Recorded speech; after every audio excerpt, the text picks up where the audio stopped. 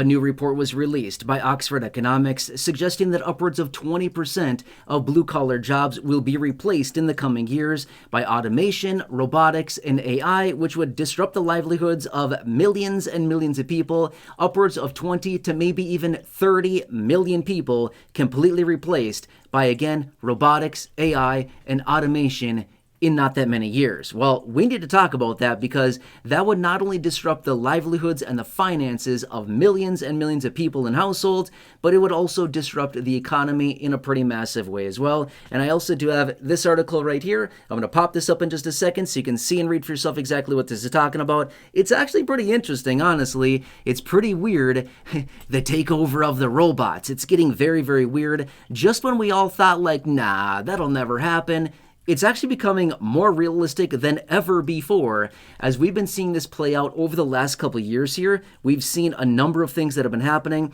The evolution within our economy literally being taken over, and all of us, I would venture to say that all of us are probably interacting with AI to some degree every single day. Maybe not daily, but at least multiple times a week. We're probably all interacting or being served by or using AI to some capacity every single week, or maybe not even AI, but at least automation or robotics. We're all using that to probably a pretty big degree, multiple times a week, whether you realize it or not. We're all doing it, and it's certainly changing the shape of the overall economy, our lives, our lifestyles, our livelihoods, and again, this is going to continue to disrupt many, many, many millions of lifestyles in a pretty massive way. All right, anyway, let's pop this article up right here, right now. Feel free to read through the details on this. I actually think this is kind of interesting.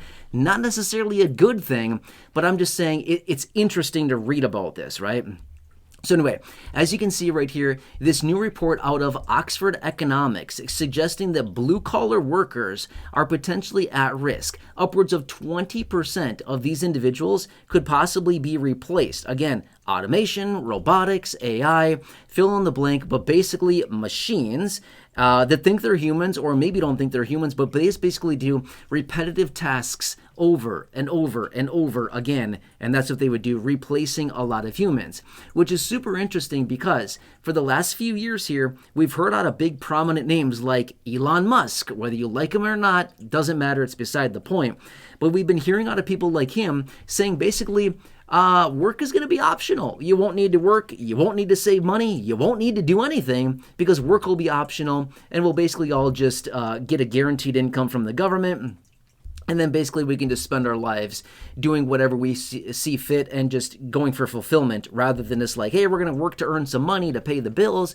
But rather they're suggesting that, yeah, we're actually just going to be working for fulfillment. We won't actually be working for providing value, which seems kind of weird because that's like the only thing we've ever known in this country or even globally is we're going to work to earn money so we can pay the bills and put some food on the table and maybe a roof over our head and maybe a cool thing here or there if we're lucky enough to have a couple extra dollars at the end of the month, right? But anyway, kind of interesting to see this. Now, I want to give you a quick example here really quickly because this just happened not all that long ago. Do you remember was it 2025 or 2024? Honestly, I don't remember the year. It may have been 2024 or maybe 2025. I just honestly don't remember. But anyway, do you remember the strike, the longshoremen's strike? What that is the shipping ports around the country, right? So like the ports on the East Coast, the ports on the southern coast, along the Gulf, and maybe even some West Coast ports were closed. Remember this? Like 20,000 some odd people that tend to these ports and unload these freighter ships that come across the ocean from, Asian countries and things like this. That bring all the merchandise and all those goods to the United States, right? So whenever it was in October. Basically, their contract expired and they were negotiating a new contract. Well, the port owners wanted to implement this automation, right? So they wanted to replace all of these workers with automation. And that was the big sticking point behind that strike that they went on. It was for about, a few days or something like that, but whenever that was. But that whole situation, that whole argument, and the whole disagreement about their contract was literally about implementing automation into unloading these freighter ships, right? Well, these individuals that are working there, the 20 plus thousand individuals were like, no, we still want a job and we're not going to allow that to happen. So they were renegotiating their contract. That whole thing, my point being with that, and again, if you've been watching the videos here on the channel for the last, I don't know, year and a half or so, whatever it happens to be, since that took place, I talked about it at the time and I was like, this is all about automation. Literally, they wanted to bring in machines, automated machines, to unload all of these freighter ships and basically replace tons and tons and tons of jobs. These would be some of the individuals that'd be impacted. Now, again, obviously that's a relatively small number of individuals, 20,000 people in this example that I'm giving you. But point being is that was the exact same thing that we're talking about right here. The implementation of automation in this case, but in other cases, like, for example, maybe warehouse workers or assembly line types of situations, there's all kinds of different situations like this that are going to be replaced by literally robots that just replace the job of a human. They can work 24/7, 365. They don't need days off. They don't need, paid vacation. They don't have sick days. They don't have weekends. They're just working around the clock, and that's it, right? So again, what's happening is that these corporations, companies, whatever it happens to be, basically what they're seeing is that they're seeing the opportunity here, right? Hey, we can replace a bunch of people. We can get these robots that are going to have a huge upfront cost. It's going to cost a lot of money to acquire these things individually and upfront, but eventually over time, they'll pay for themselves over and over and over again because they're going to work forever. And again, they're not going to have sick days. They're not going to have days off. They're not going to have weekends. They're not going to have 8 hours off per day or whatever it happens to be, or 12 hours off per day. They're just going to work around the clock day in and day out, and they're not going to complain, right? So they're like, hey, they can see this showing up on the bottom line of these large corporations where, again, they just see the upfront cost to acquire these automations and these systems and AI.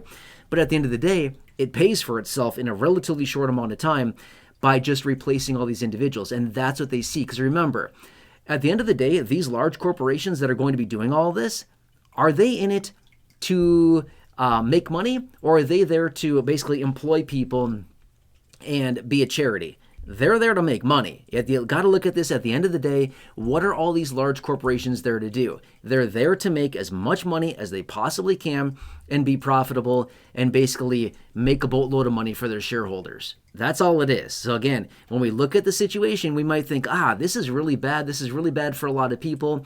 It's not very, it's not very nice to the people that might lose their jobs on this. True. It's very true, right? We all recognize this. It's not a good situation for the individuals that may be replaced. But with that being said, well, when we look at it from the standpoint of the corporation, they're thinking, more money for us, hooray, more money for us. We can get rid of a bunch of people, cut down our payrolls, and therefore we get to be more efficient with automation, AI, and robotics. That's how they look at this, right? Which seems very weird, but that's the reality of the matter.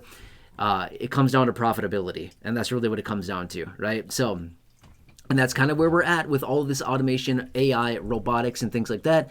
And that's unfortunately, and where we're going is the future of not only the United States, but globally as well. And a lot of people just here in the United States are going to be impacted in a huge way. In fact, I was just out not that long ago where we had some new predictions out of the Microsoft AI chief, where he was suggesting that a huge percentage of white-collar jobs will also be replaced here within the next 12 to 18 months. That's not very long at all, right? A huge percentage of white-collar jobs. And now we're talking a huge replacement of blue-collar jobs as well. There's going to be a lot of people that are impacted by this in a huge, huge way. And this is still very early on. Remember, ChatGPT was just introduced for the first time like 3 years ago, right? Early 2023 is when it was introduced. We're only like 3 years out, and it's developed massively just in the last few years. So it's going to disrupt things in a huge way going forward. Anyway, I just want to point this out for you really quickly. I find this to be interesting, not necessarily like I enjoy it or that I think it's cool, but I think it's just very interesting to read about because it's like, What does all this even mean going forward? Nobody really knows. That's the problem. Nobody really knows what the future is going to hold here, except for it's going to disrupt the livelihoods of a lot of people in a pretty massive way. All right, anyway, if you're new here, please consider subscribing. Big subscribe button down below. Please share the video. Big share button right down below as well. Otherwise, drop your comments, your questions, your feedback down below. Let me know. What do you think about this? Do you think that these estimates and these predictions by these high-profile individuals out there are going to be true, as in the next 12 to 18 months, huge percentages of white-collar jobs will be replaced? Do you think in the next few years here that a large amount of blue-collar jobs are also going to be replaced? What do you think about this? I don't know. Drop your comments down below. I'd love to hear what you think on this. Or do you think that their predictions are just totally out there and completely wrong and will never come to fruition? Either way, only time will tell. Right? Nobody really knows, but yet time will be the proving factor there. So anyway, again, please subscribe, share the video, and I'll catch you again later in the next one. Have a nice day. And